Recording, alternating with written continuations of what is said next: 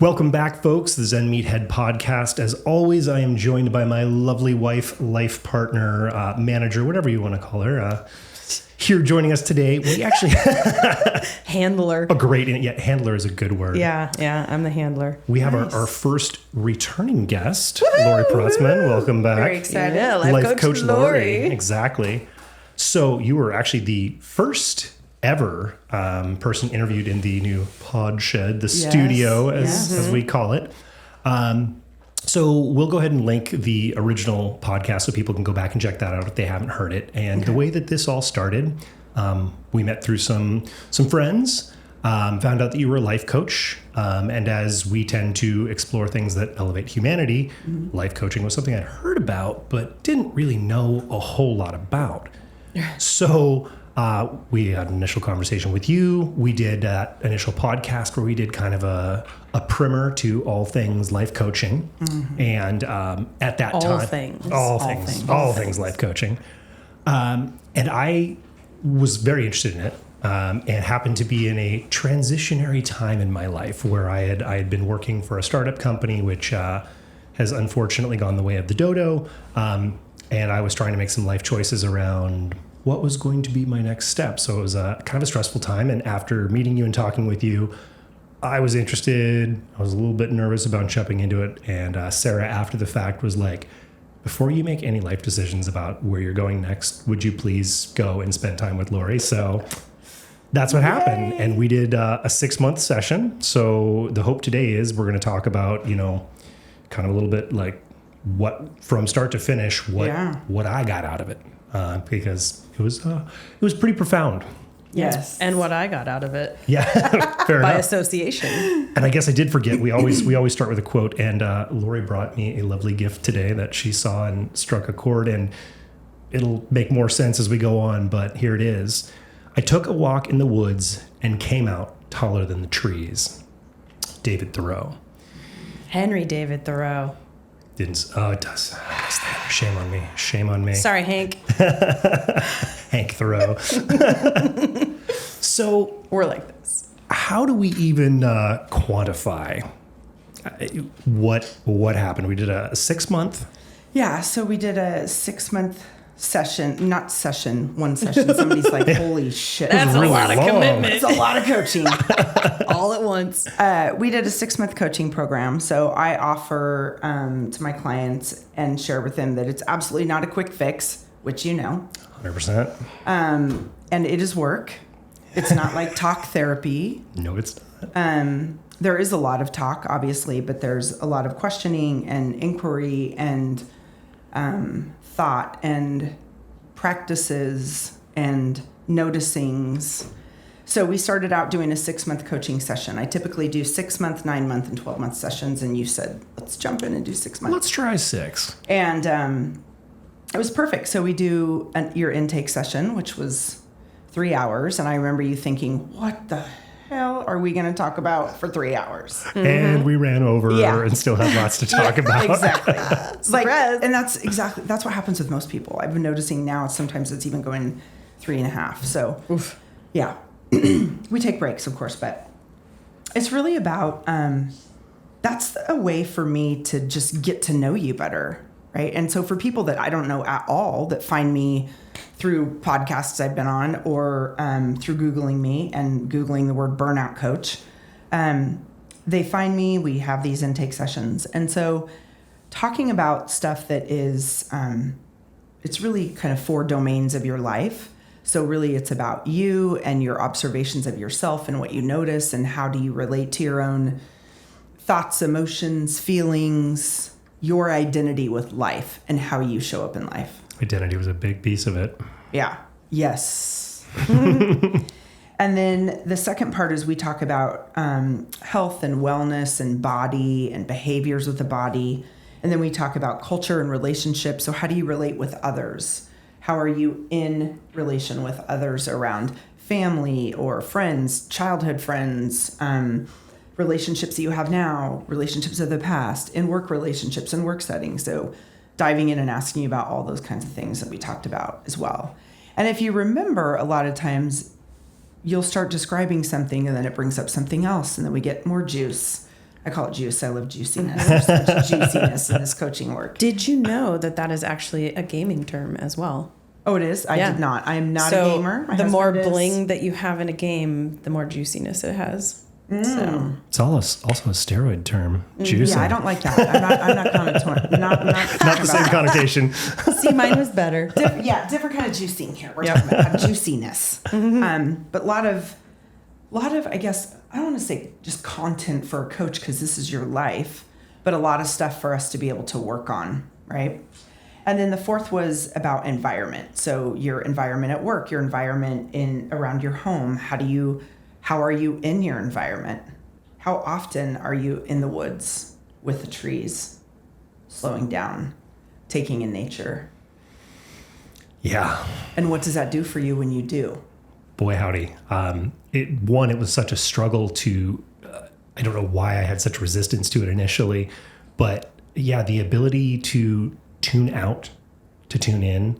I think a lot of people take for granted, myself included.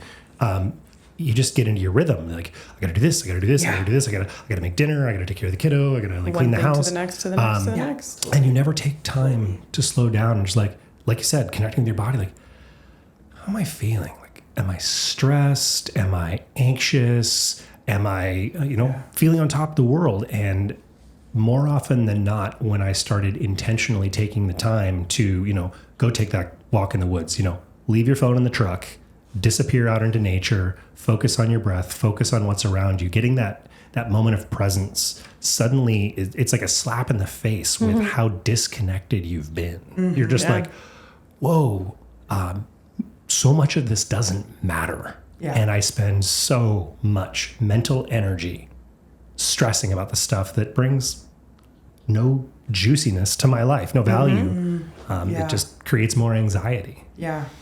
So I feel like for you, the biggest thing, like part of this was coaching for you was about being able to turn that mic just a little bit. Being able to tap in more and like really slow down enough to notice, observing yourself. Like, I don't know if I do that or not. Do I do that? Right? Because when we're going at warp speed, you never have time. And we're doing this and we're on the schedule all day. Yep. Bedtime, wake up. You don't have time to slow down and say, let me take in, what do I want? Like to even ask yourself that question. What do I want? It's a shockingly difficult question to answer. Right? It's... Scoot back a little bit. Oh, my little too close. Sorry about that. You're getting excited. Woo. Yeah. I know, it's funny. You do lean in a little bit too. You might find me doing that. Yeah. Well, and one of the great analogies that I heard recently was in travel. So if you never land somewhere, then you can never take off and go somewhere else. And there is value in the landing and being there and, exploring. Yeah. And it's the same thing with everything that we do in the middle of the day. If you are constantly going from one place to the next, you never give yourself an opportunity to arrive. Yeah. We don't arrive. We don't slow down. We don't take it in. And one of the biggest things we don't do is take time to reflect. And if we don't take time to reflect, we can't observe and see and observe our patterns and what we're doing and what we want to really make changes on. Yeah. Right? So, when we started, so we did your intake session. And then I go away and I just refer to it as the coaching magic. The work. For 2 weeks, I basically put myself in my client's shoes and I legitimately just listen to our recording again and again. And I'm listening for the thing that's behind the thing that you're not even saying, but I'm feeling and I know it's there. And I remember when we have our intake, the moments when there was emotion or resistance or a smirk or a clearing of the throat excessively or whatever, the little small things I take notice of. And so from there, I will start to work up your individual, coaching program. So you're mapping his tells. Yeah, kind of. I like it. So a couple of the things I was just curious about, I wanted to just ask. So what do you feel was it that had you say, I'm going to sign up for coaching other than Sarah really saying like, hey dude, I think you should do this? Well, it's a combination of things. A lot of it is I do like to just explore new modalities to try to help improve the quality of one's life. Totally just had a brain fart on that. Why did you agree to do coaching? Sorry, there we go. Yes. You're good. It's been a long day. I had been... It's evening, folks, and we all have full-time jobs. Yes, so true that. Sorry if we're not 100% on point. We had a lot of transitions happening in our life. Our daughter was getting ready to take off to college, which is happening here shortly. So that was going to be a big life change for us. I had been in big tech professionally since I was 19 years old, pretty much straight through. And this was the second time since I was 19 that I ever had the chance to stop. Opportunity. So good call, the opportunity. So I was at a point in my life where I needed to really evaluate why I was doing what I was doing. Again, was this work bringing me joy? Was it intensifying the quality of my experience? And at that time, I just felt so incredibly lost. I was like, do I just go take another job and a great paycheck? Or, you always hear people like, you got to chase your passion. I'm like, I was definitely passionate about this stuff when I was 19 and 20 and for a lot of my career, but I hadn't necessarily felt that for a long time. So I felt like this was a great opportunity to take a really hard look at like, what do I value? Why am I doing the things that I'm doing? Am I actually headed towards the destination that I intend? So my hope was through working with you to explore that. And I will say that I got a whole lot more than I was expecting. Yes. Things changed just a little bit. Yeah. Okay. So thanks, first of all, for saying that nothing was off the table. Yeah. That we could talk about anything. All of it. So I wanted to share a couple things just to remind you of, like, during our intake, when I do my work and I go away, a couple of the things I heard that you said you wanted support on. And the reason I wanted to share this just in your straight verbiage, like straight from your mouth and to your audience of listeners, is because I just want people to understand that all these thoughts that we're having all day and every day and like, oh, I'm stressed out or I'm this or I'm that or I think this or I feel that.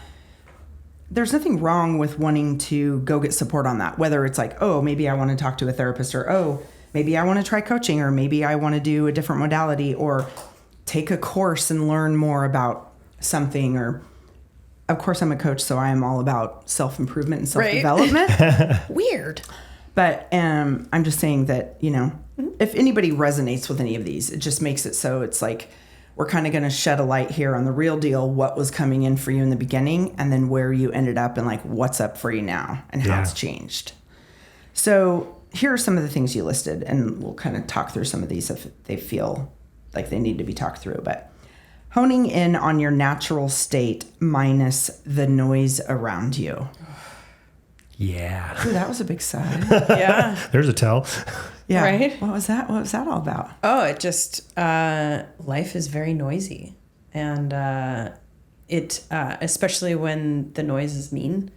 And, you and I've had conversations in the past about that inner voice and making sure that it is nice. And when it's not nice and it's constantly at you, you don't even realize it a lot of times. You'll like catch it mid-sentence. You'll just be like, whoa, yeah, that's a lot. And so, figuring out how to get rid of that, or even how to discern what's real with what's not. Because a lot of that stuff is made up. Yeah. It's all pretend and it's all bullshit. And in the light of day, you go, no, that's not true. I'm not a baby killer. Why would I say that? Like, that's weird, But yeah. How was that for you too? Like just feeling that? I wasn't aware of it at all. Like I said, being so young when I moved into my career mindset, it was always, trying to prove myself, trying to get that next level, trying to get that next pay raise. And I was so stuck in that momentum and, I was surrounded by it all the time that the only thing I was focused on was the future all the time. Mm-hmm. And to look back of like 20 years of my life that I just missed. Yeah. So I was so not present so much of the time. And it's like, these days when I'm intentional about it, it's like, I get more out of a single day of living than I got out of a year sometimes in the past, because it was just a constant blur. Yeah. Yeah. Yeah. You shared, I feel lost. Which direction do I want to go in? Yep. What work will really light me up? Like, what is going to have me wake up in the morning and feel excited? Yeah. And this was one that you shared. You feel like the fuck-its are getting louder. Yes. What was that? Tell me more about that one. I think. Do you remember when you shared that with me? I think that was the question of the passion in my career. Yeah. Really was like, yes, they call it in big tech the golden handcuffs, because the paychecks can be pretty great. Mm-hmm. So the question was, I'm in my mid 40s, things are reasonably well situated. Like, is this really how I want to spend 8, 10, 12 hours of my day, 5, 6, 7 days a week? Yeah. Like, I don't know. Yeah. Yeah. Especially when you consider the fact that these are, in fact, our golden years. Not the old ones. The Yeah. ones that we are fit totally. and healthy and able to do stuff. Like, these are our golden years. Absolutely. Absolutely. Money is the tool to enable the experiences I want, but how? That ties in with, I think, all of your stuff around like the career. What do I want to do next? And I got to tell you, there's a lot of people out there. I mean, I have a couple new clients on my books this week that even that's the question, right? It's like, what am I doing this work for? And for the sake of what? And why does it matter anymore? And I'm frustrated, and trying to just understand what's important. What do you want to do? What are you passionate about? And to your point, like living in your golden years, like, let's do something that makes us happy, a career that we like. And even, it doesn't mean you have to quit your job for some people. It means you can stay in your job. But how do you get in flow? How do you learn how to set boundaries at work? How do you learn? And you can do that, people. You can do that. Turns out it's real. Turns out it's real. And it's just learning some of these things about how to better take care of yourself to enable you to be better in all the life situations that you show up in. And that was a real piece of gold. Yeah, yeah. And I love this. I don't always want to feel like I have to produce. Like, you were having lots of pressures there. Mm-hmm. And this one, I have insecurities about why would people really want to hang out with me? It's true. Yep. Yeah. And I still have self-judgments that are too colorful and negative that I'm trying to let go of. Again, living in the past. Every time you're not present, beating yourself up about the past is not helping you in any way, shape, or form. Yeah. And yet we do it all the time. Yep. And then this is one of the last big ones. I want to create a space in my head to let go of fear. I had no idea how much of a ruler fear was in my life until we started this work. And it took a long time to dig into. It's funny. The ones around us always see the shit we don't see. Yeah, they're like, duh. And hopefully they return the favor. Yeah, it was. That was a real eye opener. Getting into some of the practices that you helped me to employ. That was such a common thread. Mm-hmm. Fear of messing up my marriage, fear of letting my child down, fear of losing friendships, fear of losing my career, fear of not making enough money to do the things I want to do, fear of sacrificing my health for, fighting my way up the food chain in a job. It just, almost everything that was constantly running in the front of my mind was somehow, if you dug down a few layers deep, like, oh, this is fear. This is fear. This is fear. Yeah, we did keep coming back to that, didn't we? Yeah, it was a real common and consistent thread. Yeah. So then we move on and we start to get into your coaching program. And I remember on our first call, I was going to share with you. So what I do is I make an individual coaching program, and I give you your purpose and your outcomes, and then we go through your whole coaching program together, right? Which is filled with exercises and practices and all this kind of stuff. And it's individualized for you. And so I remember giving you your overarching purpose. Yeah. And it's basically, I remember describing it to you, and I describe this to my clients, as it's like the chapter of your coaching book. And then your outcomes or the title of your book, rather, sorry. The purpose is the title of your book, like your coaching book, your own personal book. And I remember when I read it to you, you looked at me and you were just like, I mean, visibly on the screen, your eyes were like, I'm sure it was one of many times I got teary-eyed. And you said this to me. You were like, there was fear and amazement. Like, I think I can reach that. Like, wow. 6 months. I remember you thinking like 6 months. I can feel some of that in 6 months, really. And so this was your purpose statement. So I'm curious how it resonates for you now. I'm curious again.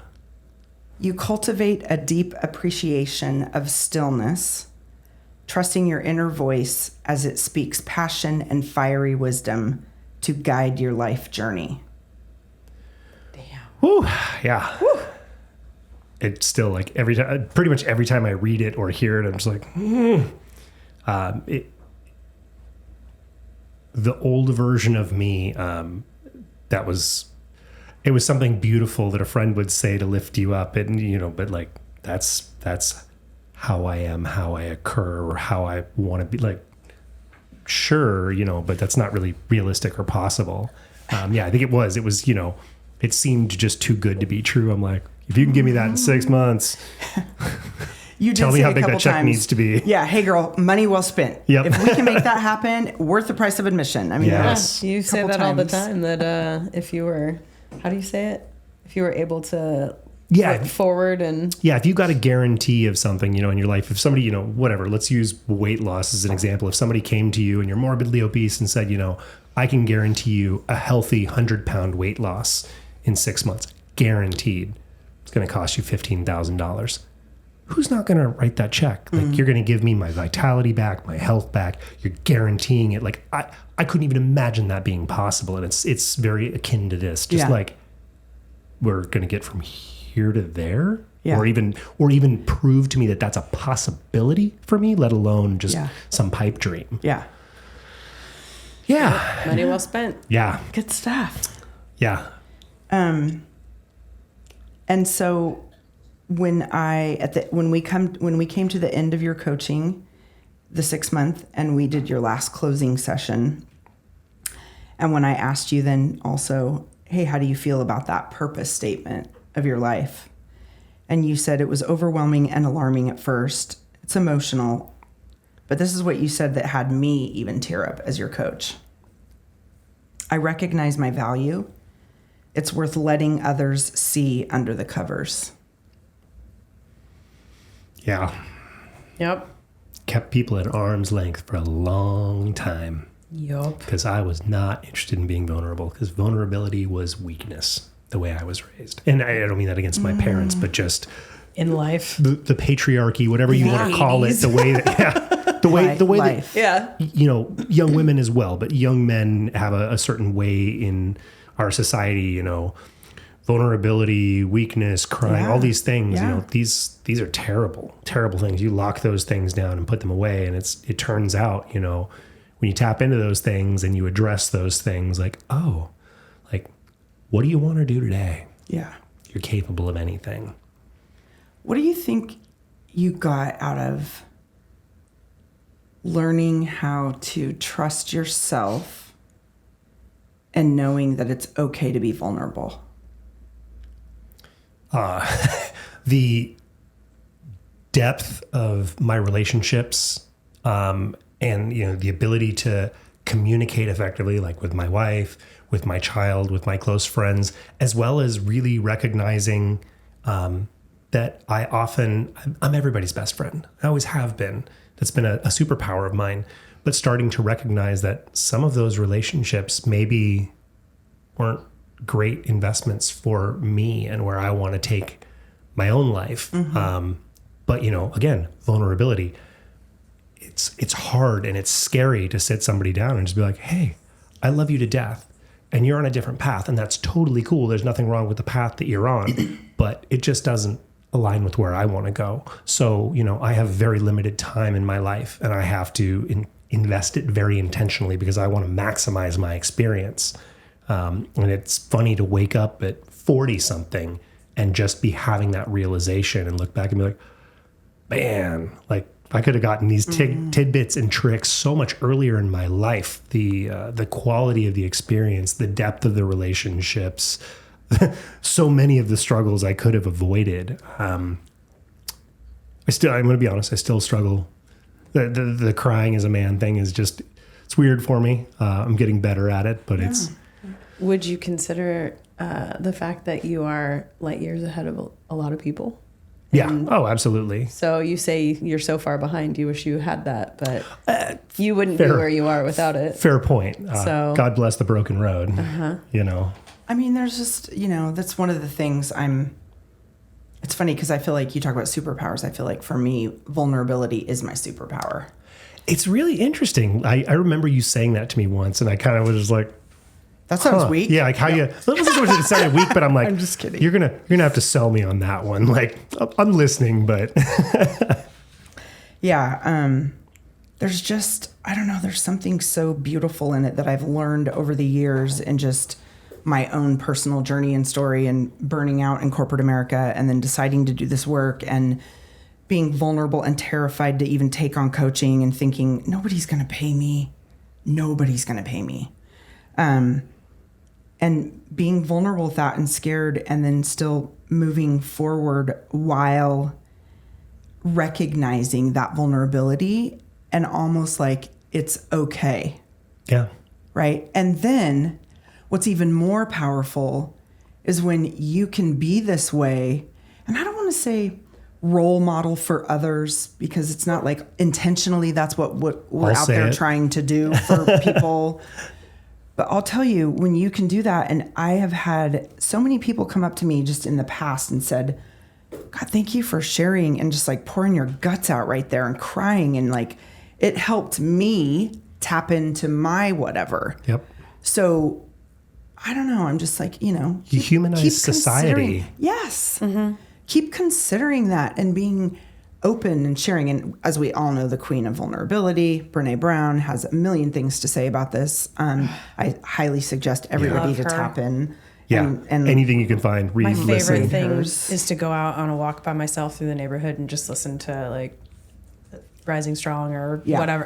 Oh, and her voice. Yeah. Spicy little Texan. I know. She's great. She's great. Did you know that she's our stretch goal? Yeah. You and I talked about that. Yeah. Yes. Brene. If you're listening, you're coming on this podcast. I love that. I will be back in this room when that happens. Yeah, I have met her personally, I will say. Oh, see? You already know Lori. We have a connection. I have met her personally. I hugged her when she came to Amazon many moons ago, when her first book was published, when I still worked at Amazon. And I waited outside all day for her. Did you squee just a little bit? A little. I was so excited. And she got there, and I was in the front row. And then when we were done, I took my book up and I asked her to sign it. And she kind of just, it's like I was lingering, and I just wouldn't lurking. leave. And I was just like, thank you. I remember being so like fangirling out, and so thank you. Because that was really my first look into like, oh shit, like I don't have to be this way. Like I can be a different way. Yeah. And there's nothing wrong with me for being a different way and showing it. Yeah. So she just looked at me. She said, honey, would you like a hug?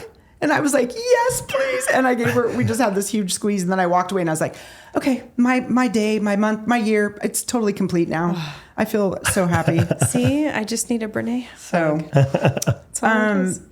it could be a reunion. So learning, it's just the other thing you and I talked about too, is like learning how to live from a place of vulnerability. And now you get to make choices. Yeah, that was really big. And it took a long time. It was one of those lessons I felt like every time we'd talk every 2 weeks.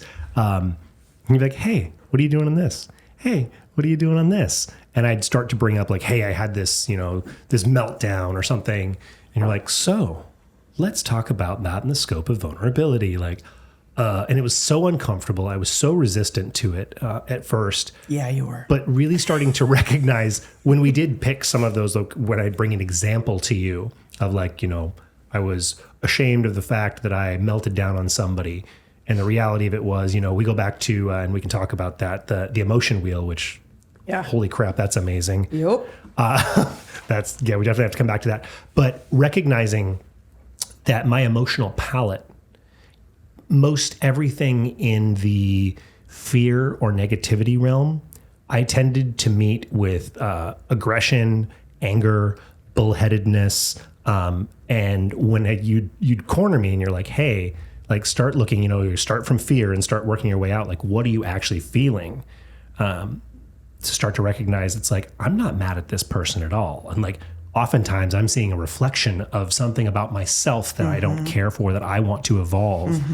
And it was just incredibly powerful to like, oh, wow, like I need to go back and fix this because this was about me. Yeah. And me not being able to express what I needed, what I was feeling. Yeah. Whew. Yeah. Wow. Getting kicked in the stomach here emotionally. Like, oh, this resonates hard. Yeah. How has it been for you, Sarah, to be with Chris, like through this journey and now being with him and he can be a little more vulnerable and having his changes that he's experienced through his coaching journey? Yeah. It's been really cool to have access to some of the tools so that I can point to this and be like, hey, where do you think you are on the wheel? Highly frustrating sometimes. Oh yeah. Oh yeah.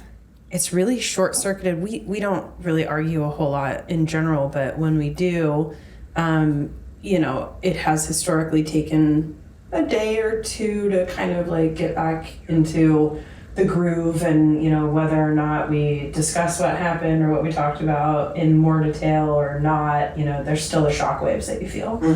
And it takes a while to equilibrate. And so this has definitely helped shorten that cycle to the point that we've remarked in the moment, like, wow, we sure short-circuited that quick this time. Like, and we're talking like, it would start with a few hours and then it would, get closer and closer to the moment of. And it's really nice to just, to just kind of go, oh, wow, we're both having tantrums and I don't know why, but we need to calm it down. I'm not mad at you and I'm sorry I'm occurring this way. Like, this has nothing to do with you. And and just it's funny that you say your emotional palate, because when we met, he would joke that he had like the nuggies and fries palate for food, and he's slowly expanded his range. And it's the same thing with this. And as he becomes more aware and more able to express himself, it opens us up to so many more options in conversation where we can dive into things that may have set him off or, put him in that aggressive stance where now he's more open to it and more interested. And, I'll poke him a little bit. He'll get annoyed, but he'll listen. And, I'll usually use some isms that you've dropped along the way to be like, what would Laura say? How are you showing up? And be like, I'm gonna breathe for a second, we'll talk about it. How's that purpose statement working? Yeah, exactly. Yeah, that's the first time I heard that, and that was amazing. Like, I don't know why you don't have that on a tattoo.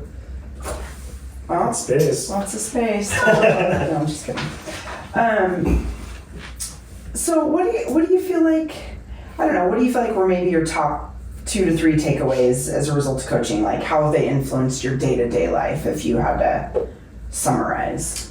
Number 1, getting a really sharp focus on what I give a shit about, what's important to me. And if I don't remember the exact terms, but it was family, friends, and business, or whatever you want to call it. Your vocation. Vocation. If something I'm doing or spending time on is not contributing to an improvement in one of those factors, immediately, why am I doing it? This is automatically, this is noise. I've identified it as noise. Is it making me feel better? Like, more often than not, the second I ask that question, it's like, this is dumb, I'm just throwing this away.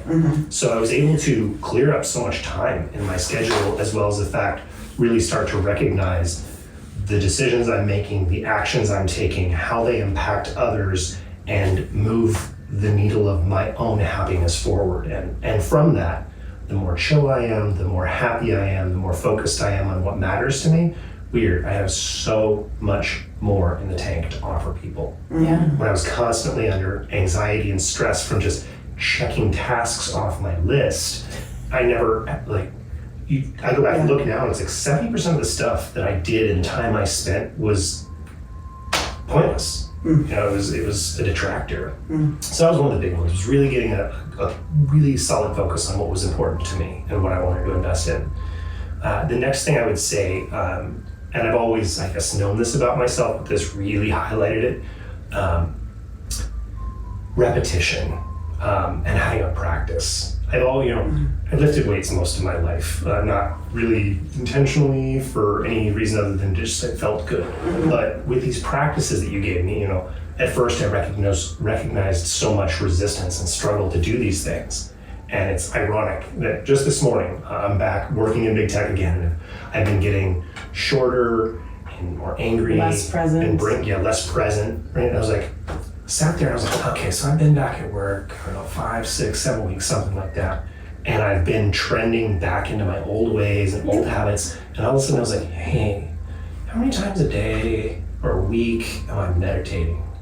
How many times a day am I taking time for myself? How many times am I journaling about things? And it's like, oh, it's almost zero. So these 6 months that I spent developing these tools that helped me get into, for quite a while there, a really pretty zen, awesome state. We called it $10 million Chris. The guy that has enough money in the bank that he's got nothing to worry about. Nothing bothers him. For like 7 months. Yeah, it was great. And then he shit the bed for a while. Shit the bed for a little bit, but it was great. It took a little while to course correct him. But this morning I got up and I was like, I'm going downstairs, getting into the shed, and I'm doing my meditation, I'm doing my writing.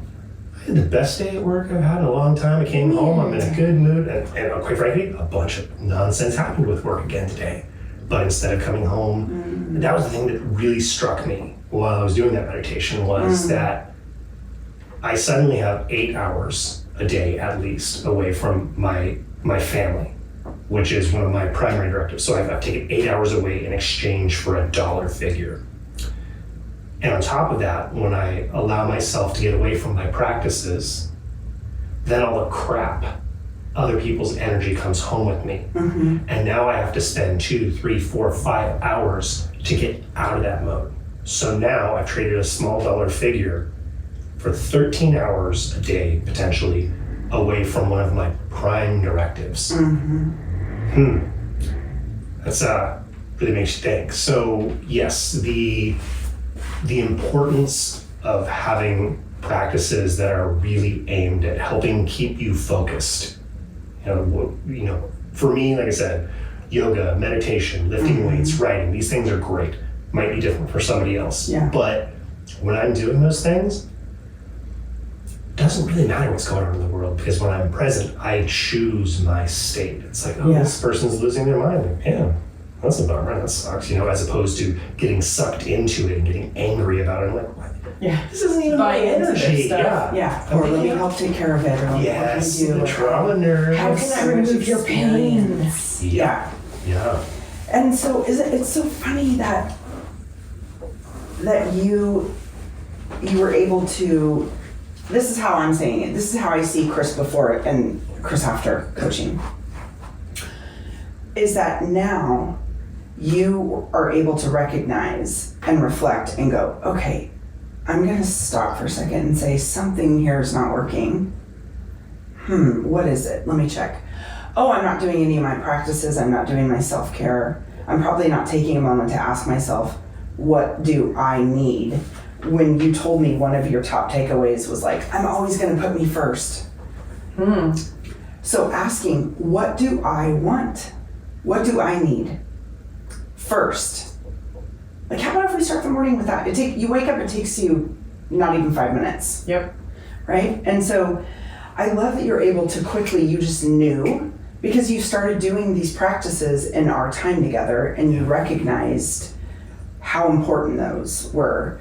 So you were able to self-correct. You were able to say, okay, I know what I'm not doing right. I know what I'm feeling different. I don't like this.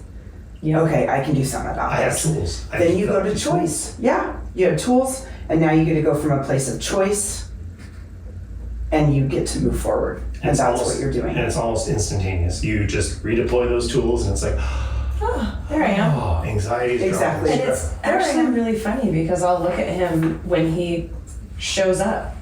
He may have been here for several hours, but when he shows up, I'm like, oh, hi, there you are. I missed you. Like, oh, $1 million or $10 million Chris is here. It's nice to see you. I love it. Yeah, because I'll tell you what, $100,000 Chris was worried about some shit. Yeah. Some dumb shit. Yeah. So it's great to have that reminder, though, for you guys to be able to be there to support each other in that, I think, too. Yeah. And sharing it and being vulnerable. I mean, I coach, you know, I don't get the experience like this, which is exciting, to come back post 6 months or 9 or 12 months or whatever. I meet with my client and their spouse and check in and say, hey, tell me what's really going on. Did it work? Did it work? Give me the feedback, which is kind of also scary because you could have said, like, You ruined everything. We need a refund. That would have sucked to hear that. I mean, do you really think that somebody would say that? No, because every client I get, you should. Sorry, whoa, that sounded very braggadocious. No, it was perfect. Having had your experience, You should be braggadocious. You should be perfect. Yeah, I honestly, you guys, am kind of very humbled and very blown away by the testimonials that I get when I close sessions out with clients, and they're like, "Here's how you changed my life." I'm like, okay. Yeah. I didn't do the work. You did the work. I did some guiding, some hand holding, but you're doing the work. Right. You're the one that has to wake up in the morning and come in this room and meditate and choose to do that or not. I can't make you do that, right? Yeah. So. But you're the sensei, right? You're the one who's helping guide, right? The emotional sensei. So I want to ask you this question too, Sarah. So what have you really noticed? Like, what are some of the biggest takeaways that you've noticed? Did I ask that question? You did, but because I talked about the short circuiting of the like kerfuffles, but yeah, yeah. I mean, anything else that's come up? Oh my gosh! Well, like I said, he's. It's a lot easier to have those conversations about like, hey, what is it that you want? And he recognizes the importance in at least doing the exercise. Like, even if what you want and what you need and what you're willing to put up with are all different things, there's so much value in saying, this is what I want, and especially to say it out loud. Yeah. And when you were talking about want and need, I often feel like want is a little bit higher because it's harder for, at least for me, it's harder for me to dig down and take that vulnerability to say, this is what I want, because it's always frightening to have somebody go, you don't deserve that. You're never going to get that. Or whatever story you tell yourself in your head. So having that practice of saying, what is it that you want? And really wrapping this this huge decision about what to do with your vocation and how you want to spend your time. You know, it makes it so much easier to get in deep and understand so that I can know him better. Because at the end of the day, like, I want to know him better, and I want him to know me better, and I want to know me better, and I want him to know him better, right? And so that we aren't fumbling around in the universe like unintentionally hurting each other, and that's what we do. Yeah. And it sucks. That's a great way to describe it too. Yeah, and then, you know, then if you short circuit that system, you don't have to deal with the guilt of having hurt someone, and then, you know, you pull away because you feel bad, and then they feel like you're mad, and it like, if you don't communicate, it turns into this whole pile of yuck for no reason, and it's all this stuff in our heads. Yeah. It's so wild. It is. Yeah. And so it's been really, really wonderful to have that level of awareness available to communicate with. Good. Yay, that's exciting. Yeah. Money well spent. I get more of my person. Sniffly. So looking back at the beginning of our sessions when we first started, and you were kind of like, I don't know what the heck we're doing. This lady is having me do some weird things. Not walking in nature without my phone. I know that doesn't feel safe. He scared the hell out of a couple people. Remember? You said that you were out at the park and you were like walking along. Oh, the number of times I found this spot, like I envisioned going like out of line, like deep into the woods. And there's actually some pretty nice nature walk parks right near us. So I'd go out like midday. I wasn't working at the time.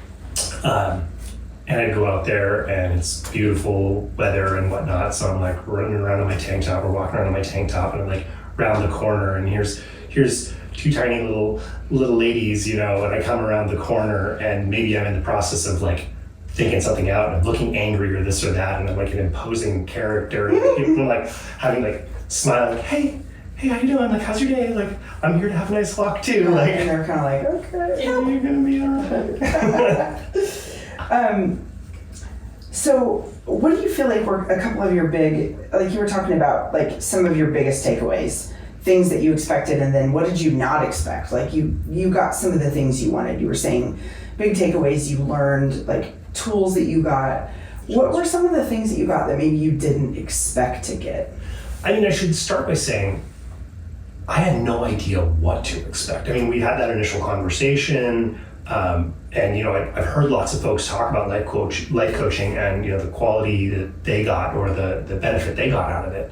But I was like, what does it mean? What are you doing? Is it like talk therapy? What is it? Mm-hmm. So I had no idea what to expect. I sure did not expect this, and I certainly did not expect the results. Mm-hmm. Like when you laid out my program for me, I was just kind of like, yeah, like neuropsychology, this, that, like these all seem like great ideas. Like I know about this stuff, but there's a big difference. You know, it's like hiring a personal trainer. You know, like, look, I know how to lift weights and do a lot of these things, but some of the accountability of it, and just commitment. When you know, if you want to lose weight and you work out hard for a week and you hop on the scale and not much has changed, it can be a huge letdown. But suddenly if you do that for 6 months consistently, you just make a plan and you have accountability and you stick to it, results happen. So, you know, I've meditated on and off, just exploring it over the years, and I even had some longer stints of it, and I noticed some good stuff. But this cumulative formula that you built for me, and I really struggled to find consistency.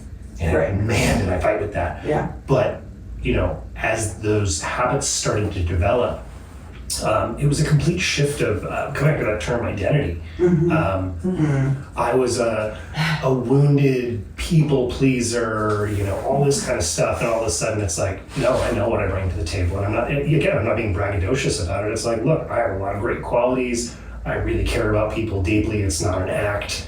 And recognizing those things and investing in those things, just like, it's like adding nitrous oxide to a race car. Like it supercharged everything in my experiences, like positive and negative. The great thing was there was that immediate feedback. I'd get onto a consistency streak, and then I'd step away for a day or two, and all of a sudden I'm getting angry again. I'm like, I'm stressed out and anxious. It's like, oh, wait a minute. Like, okay, I need to meditate and do these things. It's like, oh, and the needle's moving back the other direction. Okay, like really recognizing that I'm in control.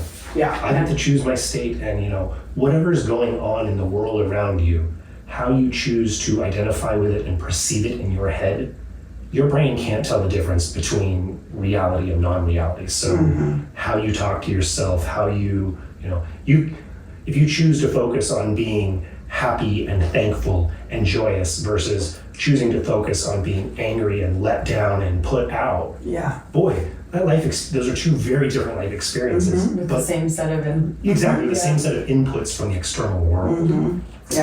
And while it, you know, sounds simple and contrite in definition, it's like when you apply it and you're very intentional about it, the response that you get is just huge. I was not expecting how profound of an effect it was going to have.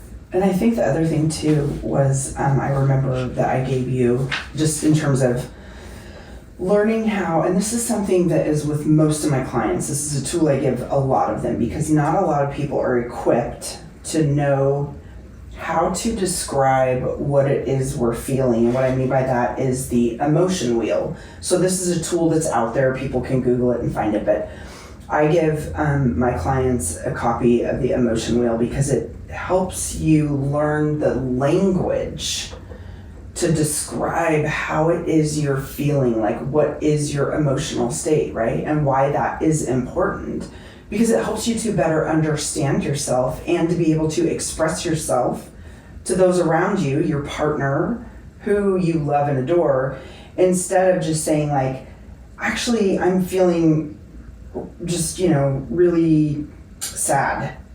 And in fact, it could be something like, I've been thinking about stuff and I'm feeling really fragile. Yeah. Those are very different ways of describing a situation.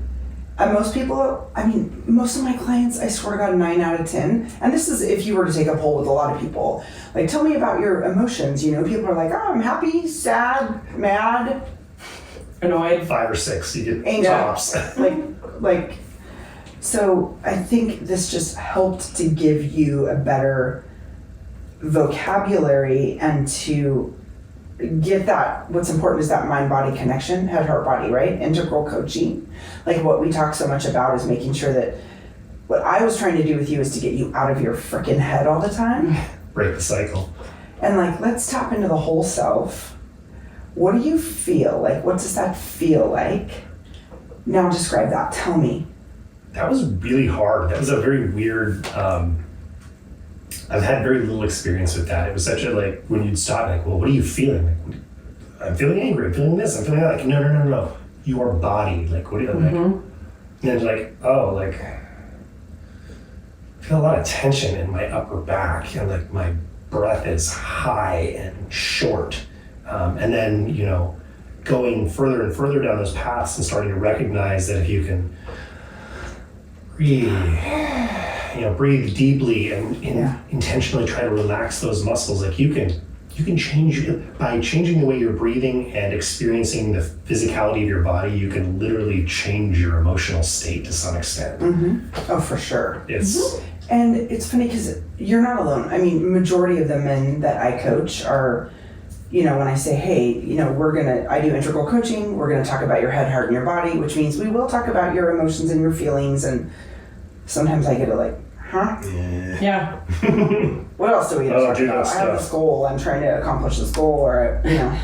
But being able to tap into and understanding these, I think, is so important, because you start to learn, oh, what is that? And then we take it further, and it's not just in the head and what I think I'm feeling, but it's like, how am I feeling? We have to take a moment and just, sometimes we have to think about that, you know, think about it, and then we take it even further and we feel it. It really is about feeling it. It's about, what is that? And a lot of times it's a work situation where there's tension or there's whatever, frustration, and then trying to get to it, like, what is that? And it's so crazy how your emotions, you'll start to recognize, manifest physically in your body. And ironically, you start to tie those specific emotions to physical experiences in different parts of your body. Yep. When I'm anxious and stressed, my upper back gets tight. Plain as day. Yeah, and being able to just tap in and name it, like saying, like, and for a lot of people, it comes back to, and a lot of the people I coach, comes back to fear. Like it did with you, right? I mean, I think that's a big thing with just human species in general. There's so much fear that's been placed on us by our environment. It's a product of our environment, how we were raised, what's going on in the fucking world right now, like how humans are treating each other, like just everything. And thinking about all of that, and there is fear. And it's like, it's okay to feel that and to recognize it and to be vulnerable and to be able to be okay with sharing it. Yeah. And I feel like for you, that was the biggest experience that I saw, and how I saw you grow drastically from beginning to now. Like one of the biggest things. I saw many, but that was one of the biggest things, I think. Yep. So, very definite change. Yeah, for sure. And it's been funny to see those moments where we've both been fumbling with it, like, you know, practicing, because it's like everything like this is like a muscle. You know, when you begin, you're atrophied and you have no idea what you're doing, and you pull a muscle and you have to take a break and all that stuff. And then as you continue to practice and get better and better at it, you know, it's easier and easier. But we just feel like in the middle of something, we're just be like, I don't know, I'm upset. I just need 5 minutes by myself, and then I will talk to you. I need to take my own time out. I'm regulating my body, and I know what I do. I mean, it was like, oh my goodness. It was like two sock puppets trying to figure out how to work. Yeah. It was just very weird. Well, and here's the beautiful thing. You get to keep practicing that, right? Because that's what life is. Yep. We're all here just to keep practicing and learning and developing. Perfection is not the goal. Nobody's perfect. Who wants perfection anyway? Boring. So it's, it really is about just keep fumbling together and practicing, staying in communication, and for you to keep showing up how you have been, like to see what is next and to remember what worked for you. Like always come back. You always get to come back to that. Like what worked for you in coaching. Bring your coaching plan out and look at that again and go, oh yeah. And then the really important thing is bringing out your Enneagram report and really diving into that. And so what's funny, one of the other big things I just want to share, and I'm curious to see what kind of Sarah thinks about this too, but so you are a type 7 on the Enneagram. They are the kind of diehard little cheerleader. They love they're an enthusiastic visionary. It's big picture, it's big everything. Big appetite for life. There's a lot of, it's almost like this gluttony mentality. I want more, bigger, more, right? And it's an appetite for fun and exciting experiences, just always being active and engaged. Does that sound like that describes your husband? 100%. If there could be more than 100, it would be more. And it's always about avoiding pain and discomfort. Oh my God, he's the biggest baby. Right? Like we don't want pain or discomfort in our life if we are a type 7. So bad at being uncomfortable. And so it's like, I can sometimes lead to superficial connections is what you said you had, right? Yeah. And you can also have like this lack of depth in your relationships because of that. Because everything is kind of so superficial. So, and with your Enneagram, as we know, like Enneagram, by the way, sorry, I'm just talking like everybody knows what it is. It's a tool. There's 9 different personality types, and you figure out what your personality type is. It's actually your motivation and behavior, and it is shockingly accurate when you read it. It's pretty badass, yeah. It can be, yeah. When you discover, there's lots of different tools out there. There's lots of different styles and how to do it. I always like to almost like asterisk and state, like I am not an expert in the Enneagram. We'll be really clear about that. I am experienced in it for sure. I'm a certified practitioner of the IEQ9, which I love.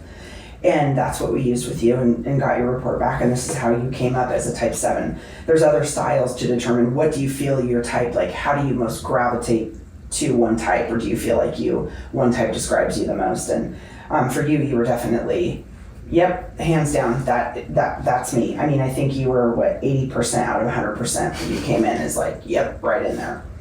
So this is something that was so interesting though, because you talk about how you have these superficial connections and lack depth in relationships, or type 7s can actually kind of have that. And the thing that I learned from you, like, I just feel like you grew so big in that area specifically because you were so ready to put away the superficial bullshit. You were like, I am done with it. I know it doesn't serve me. It's almost like you came to me like, here's my problem. Nah, I need you to help me solve it. Like, I know what I don't want, but I don't know how to deal with that or how to get there or what that's even gonna look like, or like just blank. It was like a blank canvas. It was like a blank, like just help. I'm 2 and I need to know calculus tomorrow. Yeah. Help. Oh, Jesus. That's a beautiful analogy. That just kind of scared me a little bit. As a kid, like, ooh, that's a lot of responsibility.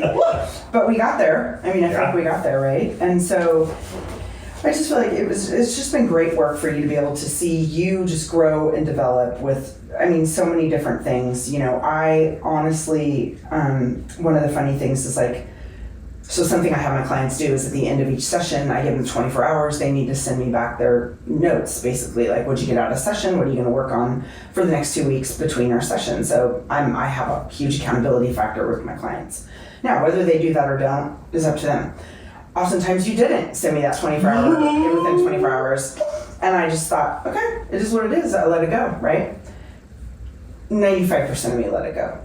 There was another 5% of me that's like, oh my God, my imposter syndrome came up, like, oh my God, I must be a bad coach. Maybe I did I not tell him that? Does he not understand that? I really needed him to do this and he's not doing it. Okay. So I finally just kind of let it go.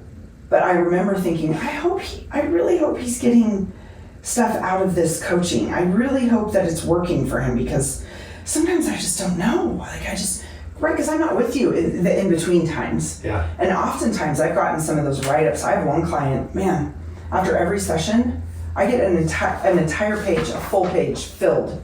Wow. I'm not comparing like your bad, she's good, I'm just saying. I mean, for some people, it's like, whoa, and writing is their number one skill. They love it, they love to write. But even though you didn't do that, I remember at the very end when I got your feedback and just like how you wanted to spend time in your last session and what you got out of coaching and reading that. I mean, I just was floored. I'm like, oh my God, he totally was listening. This is so amazing. So it was just an awesome journey. And I say this and I feel like a proud parent or a proud mother, but I am, and just so proud of the work that you took on and taking on vulnerability and being open to it and sharing some of your deepest. I mean, obviously you guys don't have a problem going on camera and telling everybody your juice. It's all good. But there's a lot of stuff you told me that you probably just don't tell every stranger or talk to everybody about on podcasts. He tells a lot of people. We're pretty open. It was just great. I mean, it was great to be able to, have you as a client and have you show up ready to do the work, not even really knowing what the work was going to look like, but trusting me and trusting the process. And that's the magic combination for how coaching works, right? I mean, I have a coach myself, I have a mentor coach, I have my own therapist that I see. Like, I need my support team too, and I get how important that is to keep us on our own paths of development for what we want and how we want to keep growing and striving and just getting better as a human. Yeah. It's fascinating to look back and realize through my life, so many of the big jumps I made were when I hired somebody, or like I had just even a friend that was holding me accountable to something, whether it was stopping smoking cigarettes or, but hiring a coach. When I was wakeboarding, the first time I had a professional come out with me and like, oh, move your wrist this way and tweak your foot that way. Like, boom, something I've been working on for 6 months comes together immediately. Mm-hmm. It's hard to imagine now with that knowledge how people wouldn't make these investments. Because just like you said, you've got your therapist, you've got your mentor, you've got your coach. You're just supercharging your movement forward towards your goals. Mm-hmm. And to think that I was on track to just, do the thing that everybody does, crank out that 9 to 5, work harder, bitch about life, how it's rough and this and that, and be unhappy and unfulfilled. And spend a week with your boys out in the woods so you can get away from the wifey. That was never my jam. But no, I know, but that is kind of, Yeah. It's a stereotype. Totally. Yeah. Thank you for this, by the way. Yeah. I remember sitting on a beach chair in Barbados. And Hannah having a conversation about the limitless possibilities once we get out of our own way. And I felt like that really hit home in that moment. And you keep, there are times that we both lose sight of it, or we get lost in the shuffle and we kind of get slapped around by life a little bit. But the possibilities and just the opportunity to approach things in such a positive way, that's our power. That's what we have at our disposal, that we can look at any opportunity or any situation, any negative situation as an opportunity, and we have that power and give it away so easily. Yeah, for sure. So, and I think it's, it's hard. Life is not easy. Oh my gosh, it's just not. Nope. You got work, you got so many commitments, you want to do well, and we want to do all these things and be all these things for everybody, and learning how, I think, to make ourselves a priority, which I'll tell you right now, every single one of my clients I've ever worked with, nobody does it. Antithesis. Until they're done working with me. Yep. And then they learn how to ask themselves that question every day. Mm-hmm. What do I need so that I can show up and be the best person I want to be for other people in my life, for my work, for my community, whether it's for my church, for my whoever and whatever, mm-hmm. right? Yep. So I think learning some of those tools to get you there was invaluable. Huge. Yeah. And I need to fill myself up so that I can fill up others. Yeah, for sure. Mm-hmm. And I just wanted to close. I loved doing your essence work with you.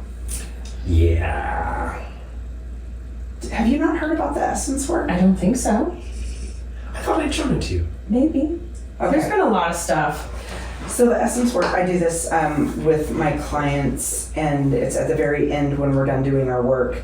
I work up your essence.